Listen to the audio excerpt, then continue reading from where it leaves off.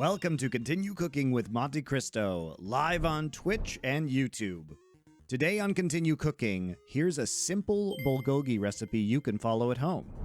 The history of bulgogi is interesting. Korean people like to claim that it goes back about 2,000 years. But they claim it comes from some grilled meat skewers, which not very similar to bulgogi because bulgogi is not grilled on skewers anymore. Bulgogi, it's fire meat. It means fire meat, yes. Bul means fire, gogi means meat. The more recent iteration of bulgogi is called no biryani, which was eaten into the 20th century by rich people in Korea and is much more similar in that it is beef that is marinated with some sort of soy sauce, sugar, possibly fruit juice blend. However, the bulgogi as we know it is a relatively recent 20th century invention. So there you go, brief history of fire meat. I would start making your bulgogi by making some rice. Now you see, I've already started the rice in my rice cooker, but you should probably do that now if you want rice with your bulgogi. Now, I'm not making white rice though. I'm making Korean purple rice. You'll see. Okay, so what we're gonna do is we're gonna make a marinade. First off, we are going to do some velveting of the steak, which is a Chinese technique, which is gonna make it a little bit softer and more tender, the meat. This is baking soda. 100% food grade. That's good. We don't want any 50% food grade baking soda. This is not something that's done by most Koreans, I will say. A lot of them prefer to do their marinades with some kind of fruit juice, but I do not think that is necessary, and in fact could be not good in a lot of circumstances. So we're gonna use 1.5 pounds of ribeye. This is ribeye that I frozen. It's a little bit oxidized, but it's fine.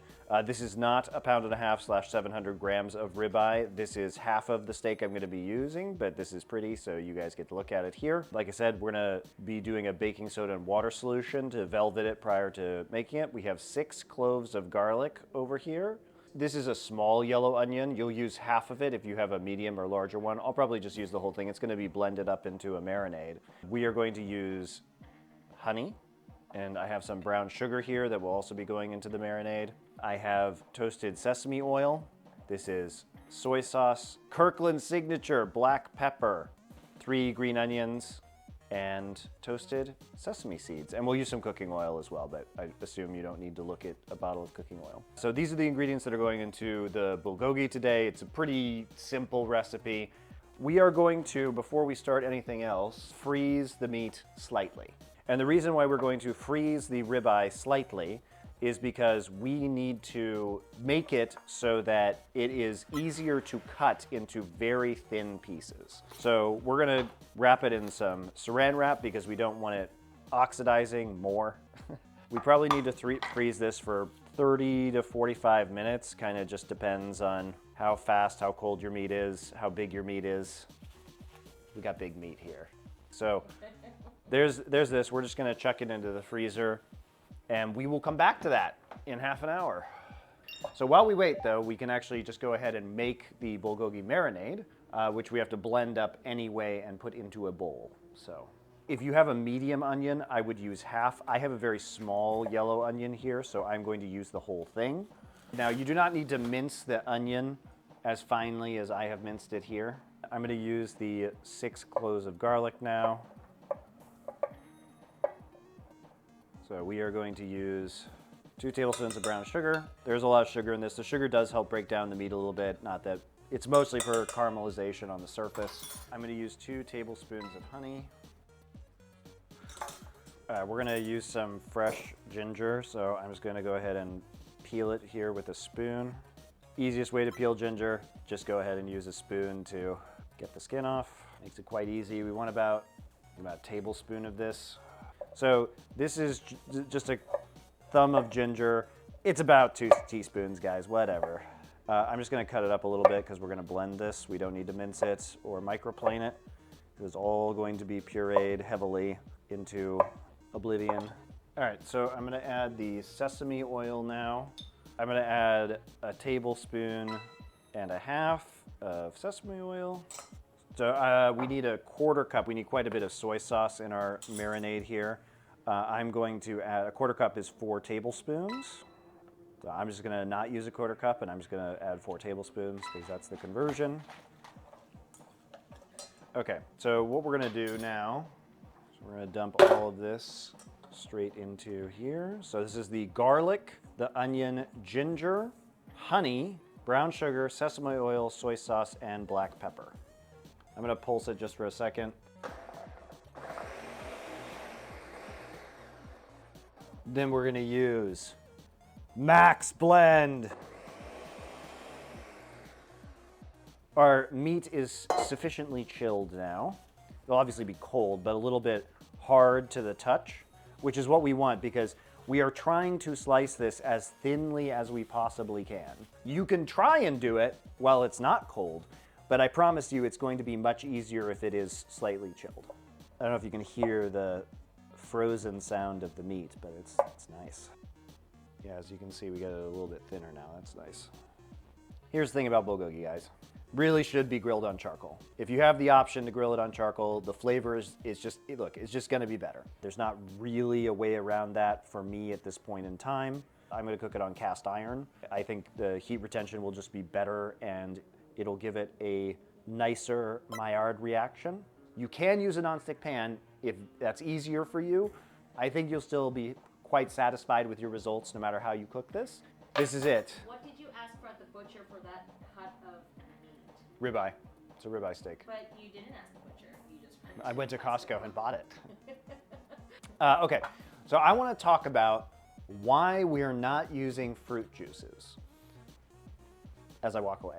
So this is an Asian pear. Now, a lot of bulgogi recipes will use Asian pear. There's nothing wrong with using Asian pear. Do not use the velveting technique that I'm going to show you if you are using fruit juice. Some bulgogi recipes use kiwi juice. Some bulgogi recipes use pineapple juice. These Asian pears, they're gonna add sweetness, so you would wanna add less sugar and honey than I did, but they're also going to have an enzyme called calpain in them. And calpain is the part of the marinade that is going to snip the protein and make it soft. It's gonna make the surface texture of the bulgogi very mushy.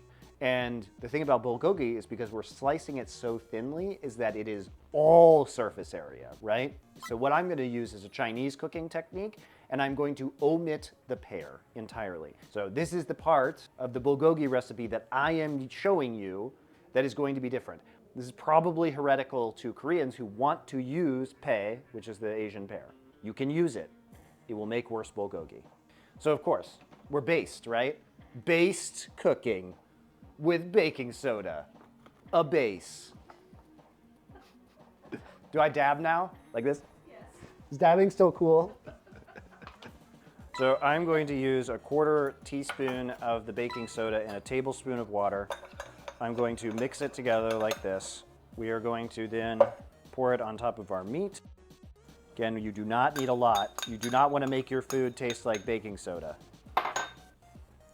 So we want to just leave this for, a couple minutes. I'm going to cut some onions now because I'm going to add this to the marinade. Once we get it in, I'm going to separate the whites and the greens because we're onion racists. Because the whites are going to be cooked in earlier with the aromatics like the ginger and the garlic. And then the greens we will add at a later time. We'll scoot these onions to the side. We will add them later in the process. While we are here, I'm going to add a 1.5 tablespoons of sesame seeds. Okay, so here's our marinade that we blended. You can see the consistency of it here. Should be pretty watery. In the meantime, I'm going to turn this on. I'm going to turn this on probably to medium-high. It's going to take a moment for the cast iron to come to temperature, and it's going to be time to make a lot of smoke. I am using a cast iron grill pan. It is hot enough right now. I put some vegetable oil in the bottom of the pan. We swirl it around. This will probably make smoke, so be careful about smoke detectors. What we're going to do is we're going to leave this in a single layer to char a little bit. And then we're gonna quickly, basically stir fry it in the grill pan. So we're trying to get some of that Maillard reaction onto the beef. We're gonna do this in probably 2 batches. So we probably wanna just leave it there for a minute or so till we get some browning on it. And just like stir frying, we're gonna wanna do the single layer, brown it a little bit, quickly stir it. I'm gonna chuck in that green onion that we cut earlier. These are the green parts of the green onion. And then we end up with this.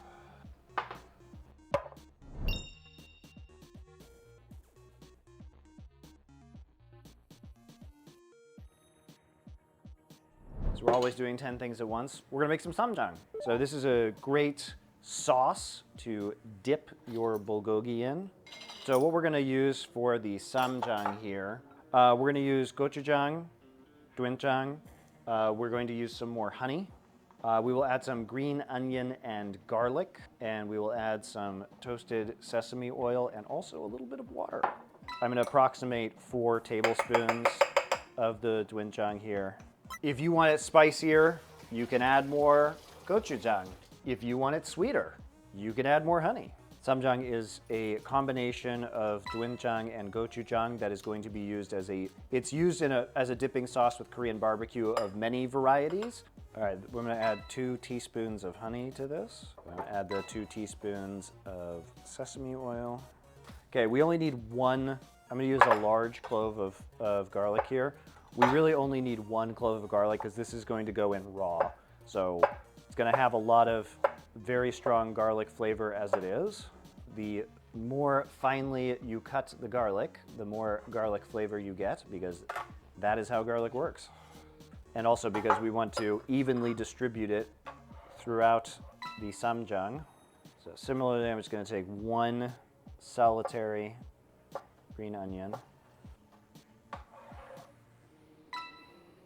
We're going to mix this up. How much water you need to add, if any, is going to be determined by the consistency probably of the doenjang. So I'm gonna get a tablespoon of water here, and I'm just gonna add a little bit because we want this to spoon nicely. So I added about a teaspoon of water there. So it's whatever consistency you want it. You just want it easy to be able to dip the meat into. Basically, we're gonna make a sam. Put some purple rice, Korean purple rice in here. This is half white rice, half brown rice, and then purple rice. And we're gonna take a nice piece of meat like that. And then I'm gonna take a little bit of that samjang we made, and I put it on the top. And there you have one very beautiful sam. You roll it up like this, and then you shove it all in your mouth.